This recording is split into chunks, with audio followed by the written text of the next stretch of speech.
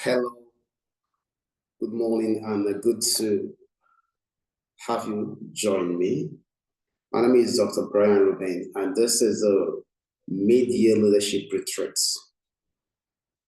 because it is very important for leaders to once in a while sit down and review their leadership, especially in the face of the disruptions and challenges that we all face today as leaders. There has never been a more appropriate time to come together and review our leadership. I believe that we're living in an era of unprecedented change, and it's not just what I believe, it is a fact. We are living in an era of unprecedented change, and institutions are failing, businesses are collapsing, people are experiencing more challenges and difficulties today. As John Maxwell would say, everything rises and falls on leadership. If leaders get it right, then we can stabilize the community, stabilize society, create jobs, and move our societies forward. Governments are unable to fix economies. Governments can regulate. Governments can make laws. Governments can enforce laws. But the very act of getting things done, the very act of creating value rests solely on the shoulders of leaders. Leaders who make things, leaders who translate ideas into products and services, leaders who seek gaps within the society and can invent solutions to create it. That's how things get done. What fixes an economy is not what happens at the Federal Reserve or the Bank of England or the central banks around the world. It is what happens at the factory floors. It is what happens in the farms. These are the things that actually fix economies. These are things that that gets the society moving in the right direction. But we find a world today where leaders are faced with unprecedented challenges in modern history. We see a time when leaders are struggling to catch up with changes that are happening so rampant, so quickly, that it is just plain difficult to catch up. Yet, in these circumstances, we must still show the way. We must still lead. But we cannot lead when we don't clearly understand what's going on. So it is important for us to sit down today and look at some of these things. This session today is captioned Leading in a World Unraveling, and is a strategic intervention for our time. I am Brian Reuben, as I said earlier, and I'm leading it. I'll start with a quote, but the future is already here. It's just not evenly distributed, and that is a quote from William Gibson. But I think perhaps maybe I can share my slide with you to just help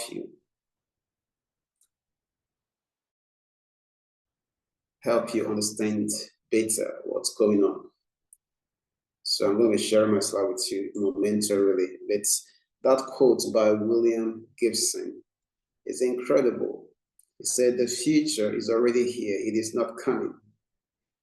It is not just evenly distributed." So the challenge becomes then distributing that feature evenly so that people can maximize opportunities. It's important that people are able to maximize opportunities. And that's because the necessary tools and resources that we need are available. I believe that you can see my screen right now. It would be good for you to see that. So I said we are dealing with living in a world unraveling. That's what we're dealing with today. And we, of course, have started with this incredible quote by William Gibson. He says, "The future is already here. However, the future is not evenly distributed." How do we distribute the future evenly? Well, we do that basically by the way we do distribute the future evenly is by bringing people information. If you don't know what's going on, there is then no way to take advantage of what is going on. Peter Drucker did say there are only two duties of the enterprise, and he said that it is innovation and marketing. So there are only two things that you do basically as a leader, and those two things are innovation and marketing. All right, so innovation means you create new ways of solving problems. Marketing will then mean that you are able to lead the right set of people to become aware of the solution that you've created. If you will do that, people are going to become aware and they will patronize you, they will buy from you. And that is how their lives move forward. But this is what our world looks like today. This is what our world looks like. Welcome to the edge of history. Today, we see wars, we see the destruction coming from artificial intelligence. Climate issues is no longer a once-in-a-lifetime story. It is ongoing. It is happening every day. And leaders are confronted with the challenges of making decisions to address the changes that are taking place. And then we see also the changes in the markets, geopolitical tensions, shifting alliances, tariffs upon tariffs, and all of that makes the landscape very troubling. Yet, it is in this environment, such an environment as this, that leaders must then create opportunities for people. In such an environment, when leaders fail, the society collapses. So leaders have on our shoulders today the demand of necessity, the demand of necessity to build a world that works for all. So I think that just as sometimes people go to mosque and people go to,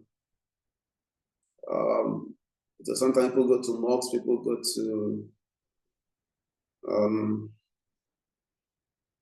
to churches, to fellowship and to learn. That is what leaders must do. There must be spaces where leaders come together, once in a while to review what's going on, to learn and unlearn. And this, in a world that we live now, this is not something that should be left to, it should not be left to whenever it works. It is something that we should plan. We should prepare ourselves, all right? So retreats like these are very important. And I do hope that you learn everything that you can learn from it. So today we don't gather for knowledge transfer. We gather to confront the collapse of old assumptions and to build new strategic capacity for what must follow. See, the collapse of old assumptions And we must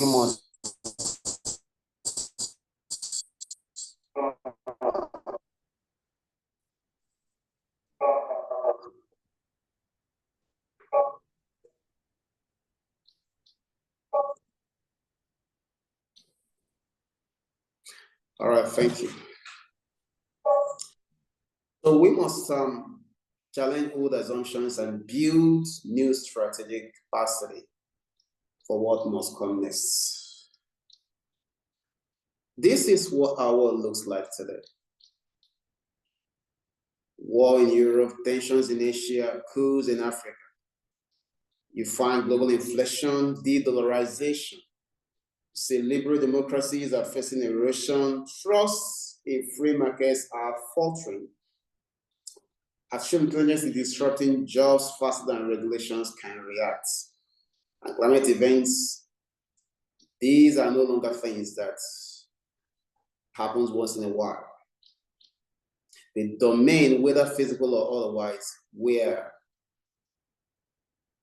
companies demonstrate their competence in creating value for stakeholders is very, very, very, very disrupted today.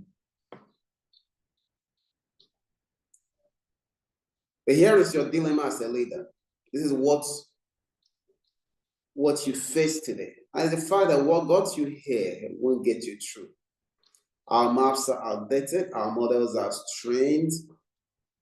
Overconfidence from past success is dangerous. You might have been successful in 2020 or 2019, 2015. If you think that will get you through, you'll be in trouble. Many are reacting, few are thinking. So you want to ask yourself whether you're one of those few that are reacting or whether you are thinking.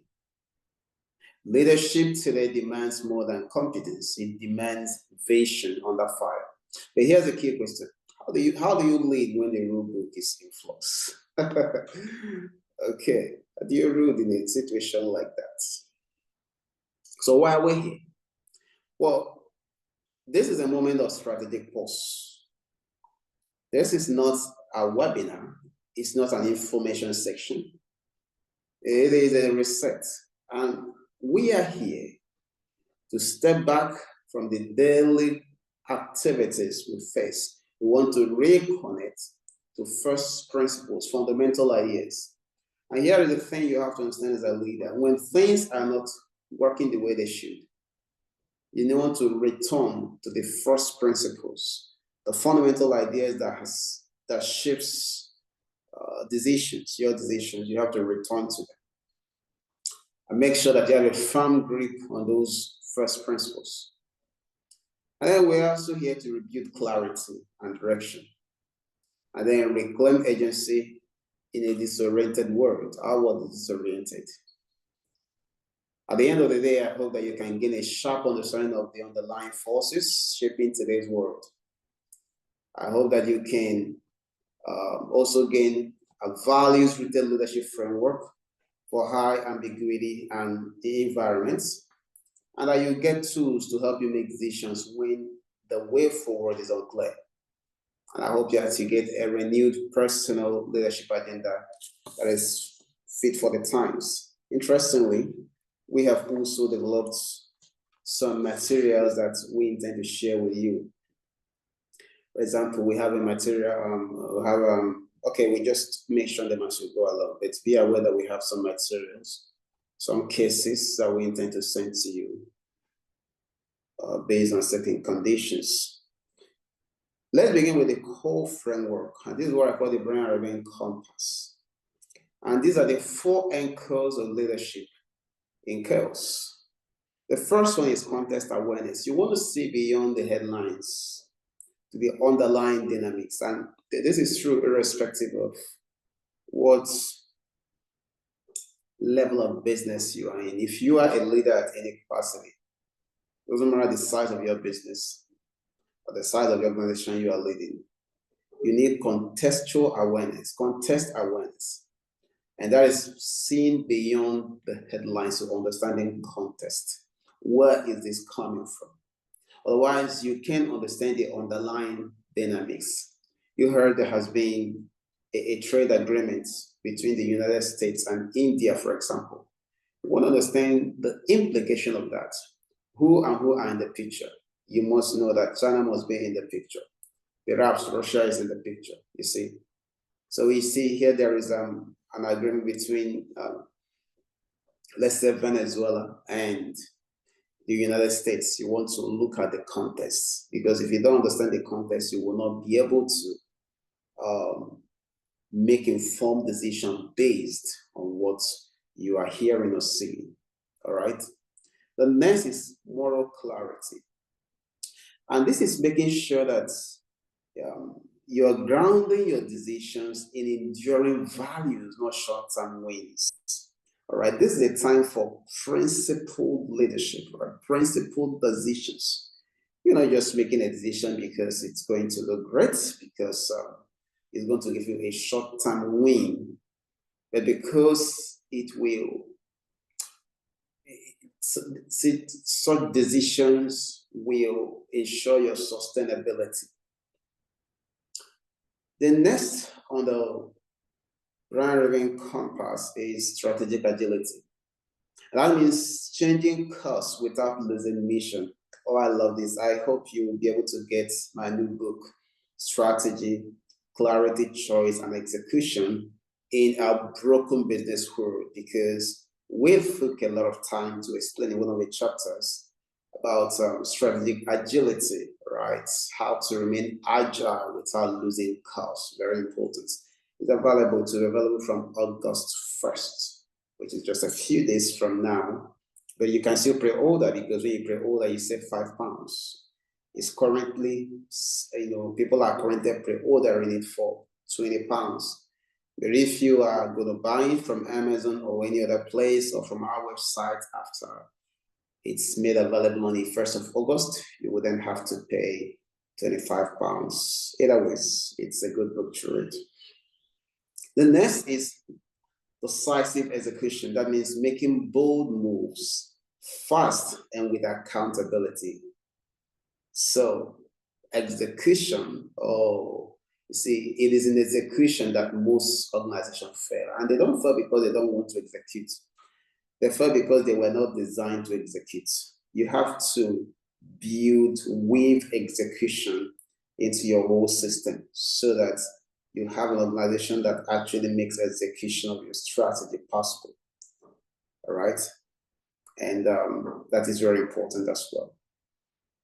Let's move on. And now we want to look at what we call the global destruction diagnostic. And the key question to ask is, where are we breaking? And at this point, I invite you to think. All right, you take a pen and paper, your iPad, your laptop, and you do some thinking session here. Are you going to just pick one or two global events as a case study? It could be the one in Ukraine. It's been on. It could be the recent trade agreement between the United States and Japan, or any of those. All right. You can pick that and you ask yourself, what's really happening? And you think. And you want to take note, write down what you think is happening about global trade, for example. And secondly, you ask yourself, what assumptions are being invalidated? If it has to do with trade, for example, you ask yourself whether the WTO is still a relevant organization or whether it has been outdated. And then thirdly, you ask yourself, what is the opportunity hidden within this disruption? There must be an opportunity, because listen, the world isn't ending, it is rearranging. So you want to find out. And now, values-driven leadership, let's talk about that. And we're looking at anchors in the storm. It's a stormy world right now. There are anchors in the storm. There are ground rails, things to help you. Leadership in this era must be rooted in character, not charisma. And a case comes to my mind, the case of a civil servant who took up the responsibility of rebuilding the walls of Jerusalem. Nehemiah was not a prophet. Nehemiah was not a priest. Nehemiah was not a king. He was a cupbearer. But Nehemiah rooted his leadership in character, not charisma, not in giving great speeches or performing miracles or winning wars. No. He had to lead based on character. Almost every decision of his was, every decision he made, almost every of that has to be done based on character. He had to pray to get decisions done. He didn't just get up and do whatever he felt was right for him. He grounded every of his actions on principles, on character. Even though he had a position of privilege, he didn't use that for his personal gain. You might be in a position of privilege today.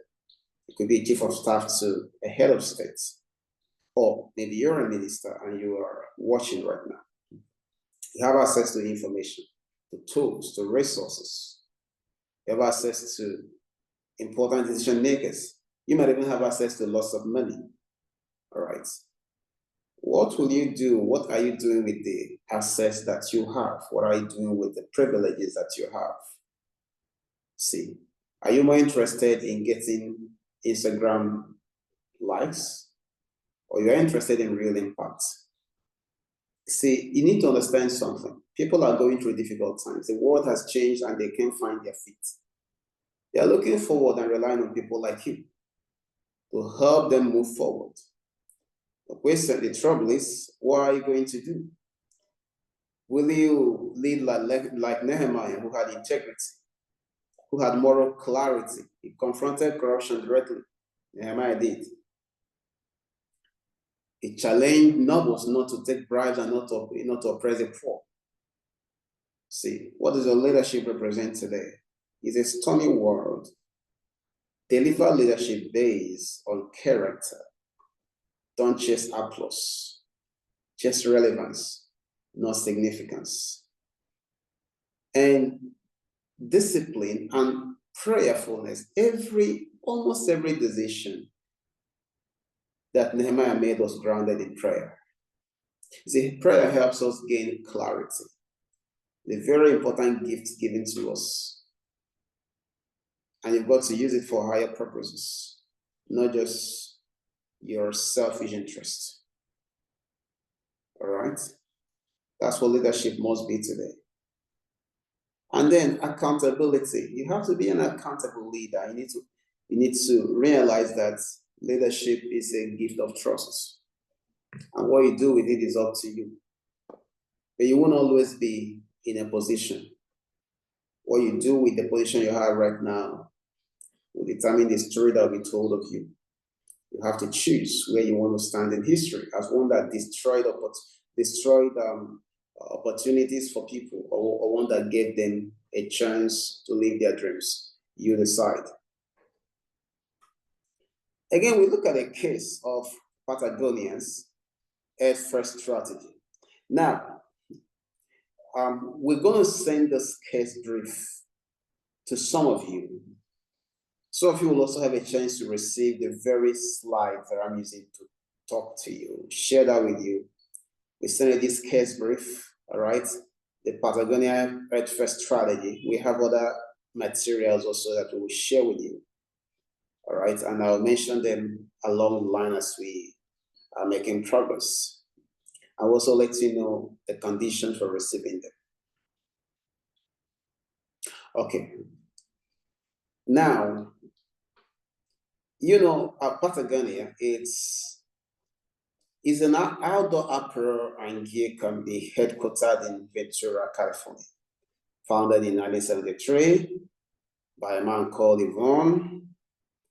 And the key thing about them, this is the remarkable thing about Patagonia. Their first Earth strategy reimagines the role of business in the climate era. Instead of serving shareholders and maximizing short-term profits, the company prioritizes planetary well-being at its core operating principle. And this approach has made Patagonia a global benchmark in environmental stewardship, supply chain, and supply chain transparency and stakeholder capitalism. But I think I'd like to give you a little bit of a background to Patagonia and what made them really, really, really an amazing company. All right, so I'm going to just give you a little bit of a background to what made Patagonia an amazing company, how the whole thing started, and how they have shaped an entire industry and delivered a strategy that is incredibly successful, and what that means for leaders today.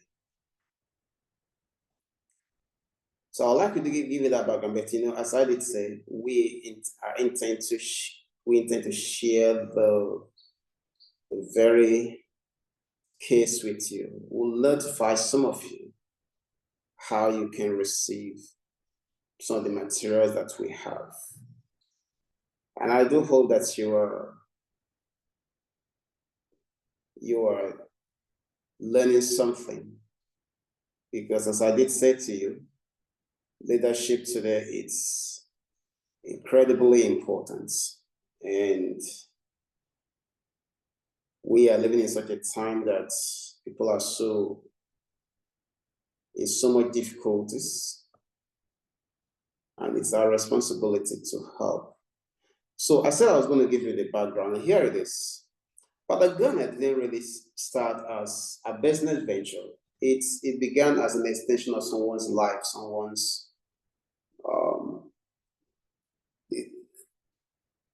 someone's way of thinking. So this man, Yvonne, an eccentric climber and blacksmith, started forging pitons, by hand really in the 1950s. And his idea was to reduce the environmental damage that rocks face. Now, this early commitment to minimal environmental harm would become Patagonia's ideological backbone. By 1973, his equipment expanded into apparel, and Patagonia Incorporated was born. Now, his early products were built for durability, function, and respect for the natural world. But Patagonia's defining moment didn't happen until 1991. And this was when it nearly collapsed due to overexpansion. So Yvonne and his leadership team had to ask deeper questions about their purpose of existence and what kind of impact they really wanted to create. And as a leader today, you want to ask yourself, what kind of impact do I really want to create? You should never allow your desire for short-term gains outweigh your capacity to make a lasting change. Because you see, moments like this in history presents us with opportunity to help move the world forward. This is your chance. The world is in a crazy state. And what we do or do not do will determine the outcome that millions and hundreds of millions around the world could have. So by 1991, Patagonia's Incorporated faced, they nearly collapsed. And that was because of overexpansion, and they had to ask themselves some hard questions. That's the kind of thing we do also with organizations, as a part of a strategy session. We want you to reconnect with your true north. So they did reconnect with their true north in 1991. But here is what really, how their long arc of transformation emerged. By 1985, they had already launched a 1% for the planet pledge. Imagine. By 1996, they switched to 100% organic cotton. Now, this was despite the fact that cottons were more expensive. There was cost hikes, but they wanted to stick to principles. I told you, in moments like this, it is important that we stick to principles, fundamental principles. You don't lead because you want an applause. You lead because you want to make a difference. Your company, your leadership should make a difference. By 2011, they ran a famous ad, selling famous ad. They said, don't buy this jacket except you need it. And they did that on a Black Friday. By 2018, they sued the US government to protect national monuments. And by 2022, they gave the company a way to fight climate change. Now, Patagonia's ethos is quite an inspiring one. They called it build the best products, cause no unnecessary harm, and use business to inspire and implement solutions to the environmental crisis. This was their firm belief. And they grew from this history of challenge, conviction, and reinvention to what they are today. By 2022, they transferred ownership. And this transfer of ownership marked a combination of Patagonia's values-driven journey. Patagonia's purpose trust now controls the company voting, stock to ensure mission alignment, and I'm getting a notification whether questions can be asked. Yes, there will be a time for questions. So what you do is to write your question down, and at the appropriate time, I'll give an opportunity for you to ask your question. Thank you. And by 2022, Patagonia declared Earth is now our only stakeholder. All right. This restructuring institutionalized Patagonia's Earth First ideology, shielding it from market pressures and potential future buyers. Now we have a whole case, a whole case on Patagonia that we're going to share with some of you. We'll let you know the conditions for receiving that, but this gives you an idea of how organizations respond, how crisis can help you refine yourself. In 1991, they nearly collapsed, but they didn't allow that. What they did was to use that as an opportunity to reinvent themselves. That's the kind of thing that happened with Apple many years ago. Apple is worth trillions of dollars. Apple nearly collapsed in the past. So they had to bring back Steve Jobs to run the show. Michael Dell, who was the Dell CEO at the time, said, look, that if he were the CEO of Apple, that he would shut the whole thing down and give the shareholders back whatever is left, because Apple was down and out. But Steve Jobs thought that this was an opportunity to do something remarkable, something big. So instead of letting that destroy Apple, it became an opportunity for him to reinvent Apple. Apple moved from being just a computer company to the amazing organization it is today, beginning by receiving an investment from Microsoft, the very unlikely company that shouldn't want their survival. See, they were able to secure investment from Microsoft. And from there, things moved very quickly, with Apple becoming very, very successful because they understood the environment and reinvented themselves. That's the kind of thing that you must do today as a leader, all right? We also have another case I will share with you. It's the case of Rwanda's forward-facing governance model. Now, clearly, there are issues about Rwanda, issues about human rights, issues about, people could have problem with that. But one thing that nobody can have a problem with is the fact that Rwanda has demonstrated that it is possible to reconstruct post-war. They faced a genocide that took the life of over 800 million people, and they've been able to do a comeback, a strong comeback today. Rwanda is a leading country in Africa, and there's a lot that can be learned from Rwanda. So we're also going to send you that case study. You're going to find it very, very interesting. You know what it meant to have the genocide that they had, and you know what it means to do a comeback from the genocide and build something remarkable that they have built today. It is something you definitely want to read more about. So we have that case, and we're going to share that with you. But we have to move forward because we don't also have the whole day. Okay, so we will. I'd like you to do some reflection, and what you do is to ask yourself, what are your 3 non-negotiables as a leader? You see, I told you that this is a time to give attention to principled leadership. Okay, let's look at decisions in the fog. How do you act when the path ahead is unclear? Okay, a classic, a very, very classic tool is the OODA loop. Now, you understand that the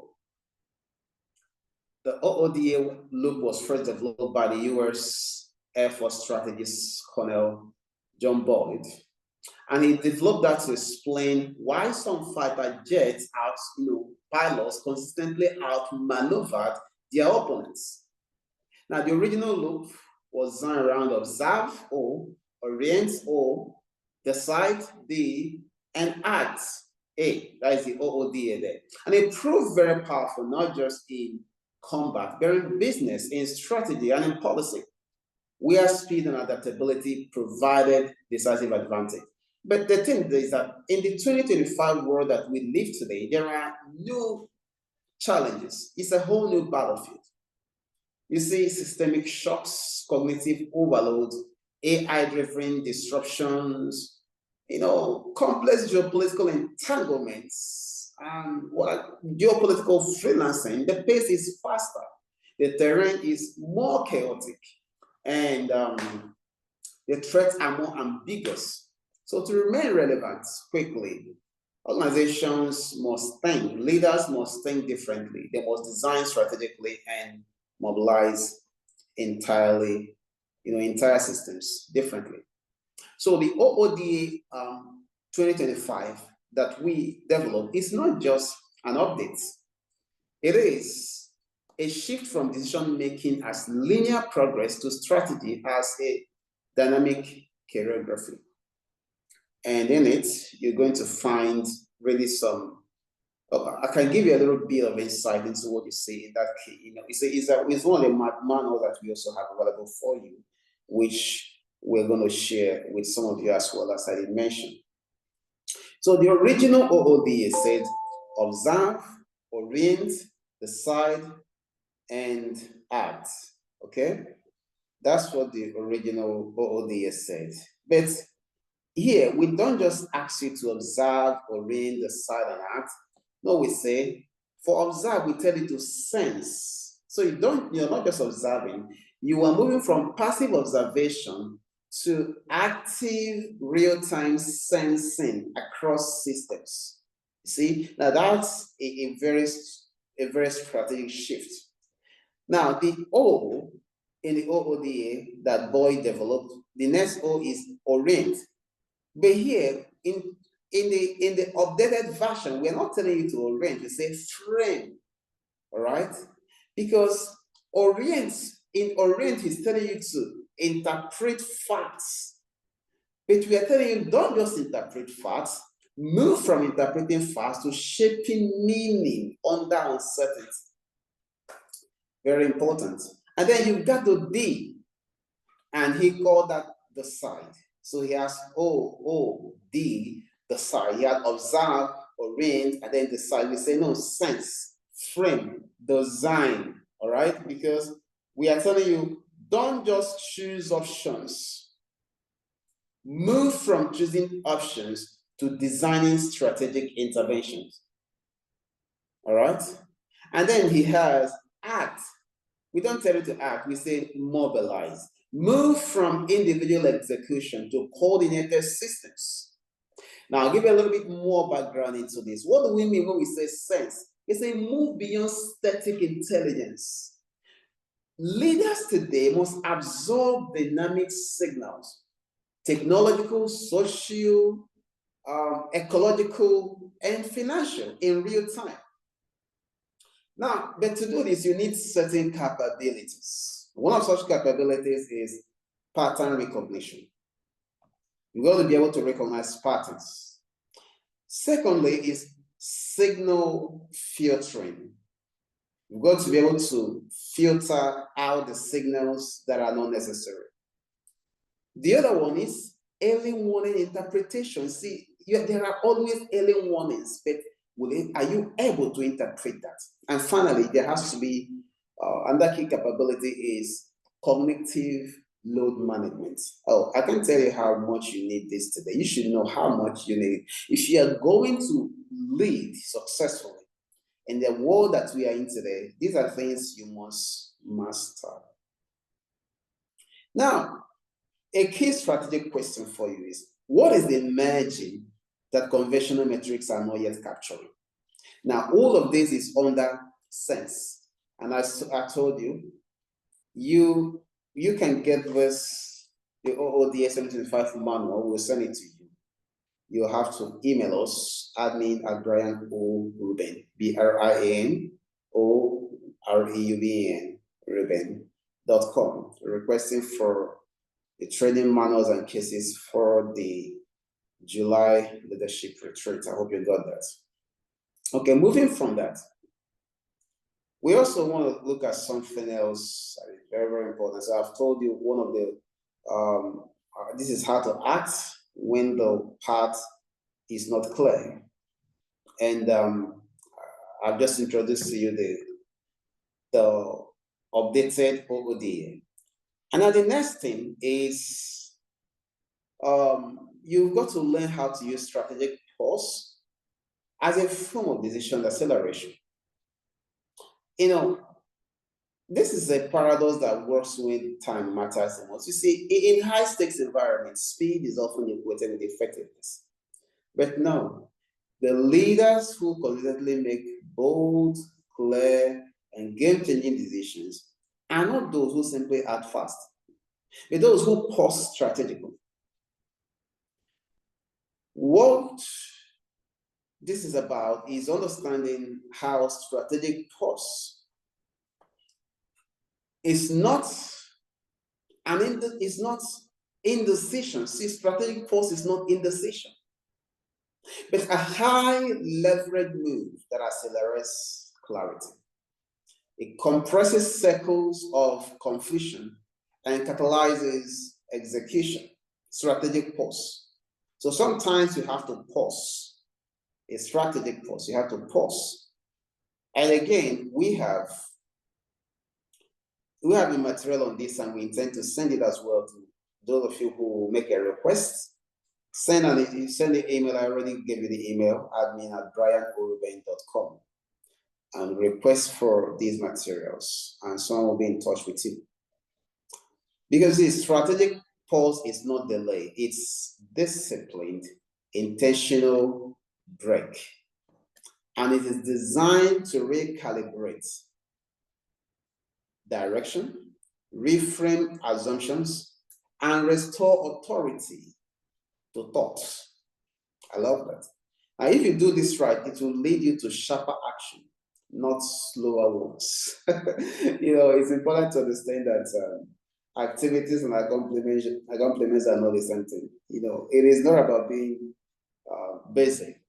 It's about being productive. Productivity does not equal activities. Now, here are the core functions of a strategic pause. The first one is cognitive reboot. Leaders who step back to ask the right questions, not just choose from bad answers, right? And the other is alignment activation. See, cross-functional teams realign on reality goals and logic of the next steps. And another important function of that is assumption auditing. You have assumptions. Implicit biases, blind spots, and outdated models are surface and scraps. And then you shift the frame shifting, which these are issues that recast from reactive puzzles to strategic opportunities. And it also gives you velocity clarity. Once direction is realigned, execution speeds up because doubt is cleared. You see? So strategic pause is one of the tools you need when the path ahead is not clear. We have this material and we will send it to you. You need to ask for it. Let's move forward. And the next thing is for strategic challenge simulation. And this time you're going to have to do something for me. And I would like to email it to me, email it to admin, take it down.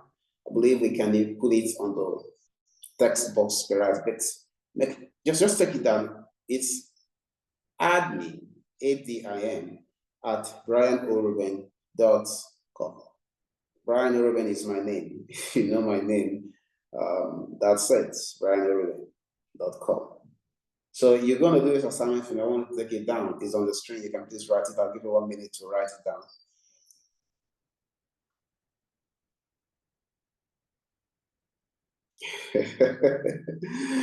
Dr. Lalimba. Okay, Yes, hi, Brian. how are you? You may unpause yourself and ask. Yeah, I'm fine. I thought that I am late. I was unable to understand actually what I was to do. So, saw you talking. So I was like, I was listening, learning. Oh, fantastic. It's important. If you keep listening, you will. Yeah, You get what you have missed. And I believe this is also being recorded, and perhaps yeah, we can share the fair recording. enough. Yeah, that's what we need. Yeah, but And nobody else joined. for the rest of you, I'd like you to just make sure you take note of the interactive exercise so that we can move on very quickly. So the exercise is your industry is instructed overnight by AI. Your board expects answers. Your team is panicking. Regulars are circling. You know how this can be. Now, here is the assignment. I want you to get this scenario. Let me repeat that. Your industry is disrupted overnight by AI. And you know, AI is doing a lot. Your board expects answers, and your team is panicking. And regulators are circling. Now, the assignment is this. What do you do in the first 24 hours? The second question is, what is your 3-month recalibration plan? So this is what you're going to do. Do this assignment and send it to me. Send it to admin@brianoreuben.com, and we'd like to review your answers and guide you further. Thank you. Let's move to the next slide. And this is what we want to look at here is your institution's resilience playbook. And the idea is to learn how leading organizations lead through the long emergency. And we're looking at institutional memory versus strategic forgetting. You know, there are certain things that at certain points in time, the organization will have to strategically, I love that. The organization will have to strategically forget certain things so that they can move forward. You want to do an audit of your system to understand the things that have become liabilities and the things that are assets for you. So that at the end of the day, you can then build based on what you really need. See? Because sometimes your institutional memory can become something that stands on your way, and things are not moving, and you're making all of the investments, doing all of the trainings, helping people, trying to move things forward, and movement is still stalling. Sometimes it is because you will need to do strategic forgetting so that you can stick to what works and get rid of what does not work. And sometimes, so at the same time, you also want to understand what you must keep. For example, your culture. Understand what you must keep, what you must emphasize, what will never be forgotten. This is what keeps you, what makes you who you are, your sense of purpose as an organization. So when you want to build resilience, it is important that you take, that you take care to understand what strategic assets you must preserve and the ones you must strategically forget. And then let's talk about culture briefly. You see, culture is far, far more important than most people even realize that. Because culture is what enables the organization to function the way it does. Doesn't matter how nice your strategy is, doesn't matter how much operational brilliance you have, how much of best practice you are using. If you do not have a culture that supports growth and productivity, especially in times like this, you will have a real problem. Because culture is not just a feel-good add-on. It is a visible infrastructure that determines how fast your team can move. It is that power that determines how deeply your institution can endure and how effectively your strategy gets executed. Again, we have a manual that we're going to share with you on culture. It is a case for culture as a strategic asset. And that manual is going to help you a great deal. Again, you're going to have to request for it. If you request for it, we'll let you know how to receive it. But culture is the unwritten code of behavior within your organization. It reflects in what is celebrated, in what gets rewarded and what is not rewarded, what gets punished and what's not punished for. It is seen in how decisions are made. It is seen in how conflicts are resolved. It is seen in how the organization responds to both opportunity and crisis. It guides behavior, it shapes execution, and it strengthens identity. But you see, as the world is changing, culture becomes even much, much, much more important. We live in a volatile world where speed demands cultural agility, where people have to make fast decisions without eroding trust, experiment without collapsing, scale ideas without bureaucratic trap. And only cultures that are adaptive, high trust, and mission aligned can thrive. So here's the question you ask yourself. If culture is very, very important like this, how are you therefore treating it in your organization? If culture determines how well your strategy can be executed, how much are you therefore? How much attention are you giving to culture? Culture is not something that you just allow to form on its own. It's something you choose and institutionalize. And you have to learn how to do that, because crises accelerate cultural drift when systems are under stress as the world is today. Whether it's from wars or economic shocks or pandemics, culture often shifts in reactive ways. Say short-term thinking could replace long-term vision or long-term thinking. Transparency could easily give way to information hoarding. Burnout can become normalized, and if leaders don't recalibrate culture actively, drift becomes a dysfunction. So it's very important that you understand this. Now, we have a case on that. Singapore's whole of government adaptability model, which we intend to share with those that will ask for it. But you see, I leave you with this. The best institutions don't predict the future. They absorb its shocks. They absorb its shocks. And now, let's look at your personal leadership reset. And here's what we're looking at. How do you rebuild your operating system? First is your reflection worksheet. Your reflection worksheet. And here are key questions I want you to ask yourself. What leadership assumptions no longer serve you? And what are your top 3 strategic blind spots? And what ratings must you build into your decision making? Let me take those 3 questions again. What leadership assumptions no longer serve you?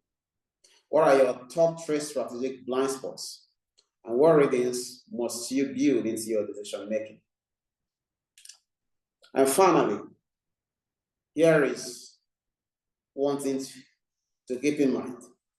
In a time of crisis, the real question is not what the world is doing, but what will you do?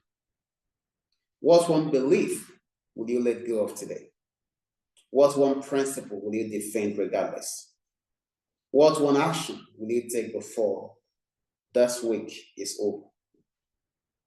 But the world has never needed more of you than that we do right now. So you have to do us a favor, lead, and lead effectively. Now, if you have been following, I want to believe that you have gained some incredible insights from what we have been discussed. This leadership retreat was designed to help people understand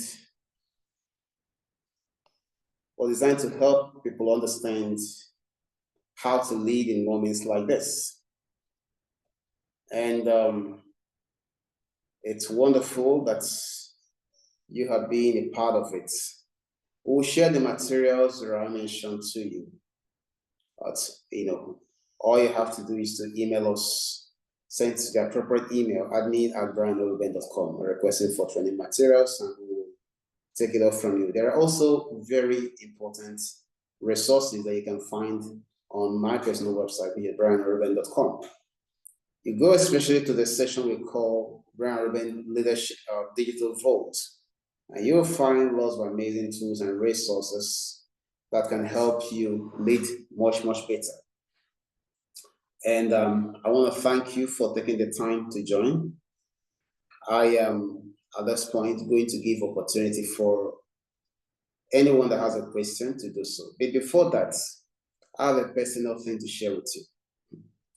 And it is a fact that faith is a very important aspect of our lives. And generally around the world, people pray. People worship God because most people believe that there is a God. I believe there is a God. And I believe in the God that Jesus Christ spoke about. And I believe that Jesus Christ is Lord. Now, these are beliefs rooted on clear detachment from culture and environment to personal study and reflection. Because it is possible that all that a person knows may not be true. It is possible that everything you have been taught, everything you know, are actually wrong. Because nobody was born into the world and suddenly knew everything. Successful people take time to challenge their assumptions, question beliefs, and make their own conclusions based on studies. I am convinced through my studies and personal research that Jesus Christ is Lord. And I like to share an opportunity with people everywhere that I interact with, formally and informally, to consider giving attention to the same thing that I discovered. And it's a fact that Jesus Christ is the Son of God and is the only Savior of the world. The Bible says, Jesus said, I am the way, the truth, and the life. No man comes to the Father but by me.